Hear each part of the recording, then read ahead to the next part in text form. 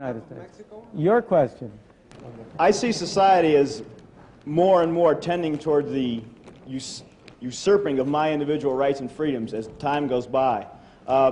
What do you see as the ultimate end of this, i.e. either in democracy or socialism, and why do you think the individuals within the society are letting this happen to them?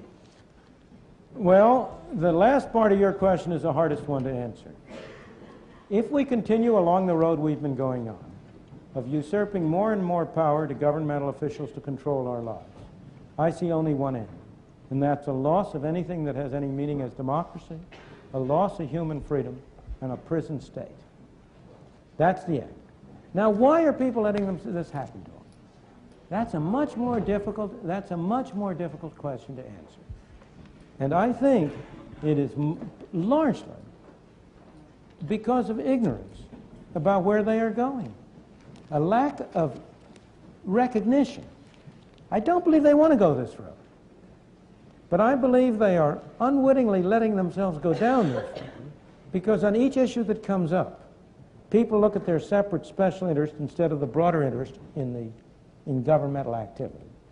Everybody wants to cut down government, provided that those things he has an interest in are maintained.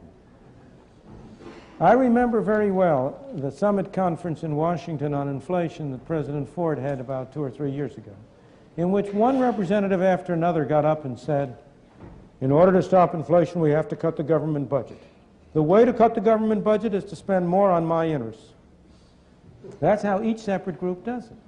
So I think we are being driven down this road, fundamentally, by a defect in our political structure.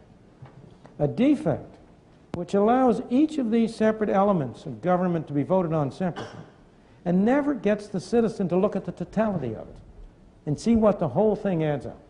The solution is for people like you and me to talk to ourselves and to our fellows and to try to persuade our fellow men to be of like mind, to change the climate of opinion in these respects, to try to correct the political structure to impose I've been recently working on one particular proposal along those lines, which is to have constitutional amendments setting a maximum limit to the amount the government may spend.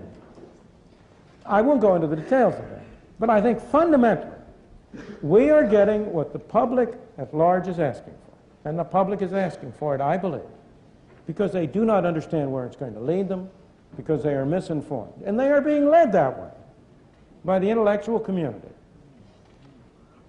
which has gone down a wrong road, in my opinion. Now, I don't believe the case is hopeless. I believe there are many signs of change. There are many more people who recognize the problems with this road now than did 20 or 30 years ago. Experience is a wonderful teacher. So that I think you and I just have to keep on doing our little things, trying to persuade our fellows men to be of like mind. Thank you. Let's take the next question.